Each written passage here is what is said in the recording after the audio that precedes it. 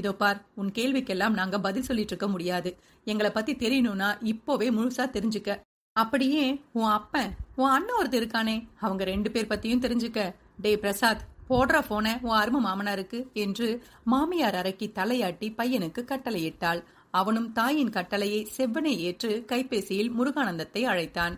சில ரிங்ஸ் என்று எதிர்முனை இணைப்பில் வர, மாப்ள எப்படி இருக்கீங்க என்ற தந்தையின் விசாரிப்பிற்கு ஹனீஷாவின் பார்வை கணவனிடம் பாய்ந்தது. சரியாகத்தான் பேசுகிறார் என்று எழுந்த குழப்பத்தை அவர் அடுத்த கேள்வியில் சரி செய்தார். என்ன மாப்பிள, எப்படி இருக்கா எனக்கு பொறக்காத சீமந்த புத்திரி?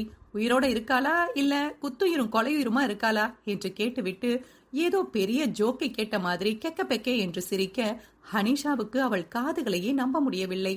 தலையாட்டியின் பார்வை அரண்டு போய் நின்றிருந்த ஹனீஷாவின் மீது பாய்ந்து, கேட்டியா என்று விட்டு தன் மாமனாரிடம் பேச ஆரம்பித்தான். யோ மாமா, நீ எதையும் உன் பொண்ணுகிட்ட சொல்லலையா?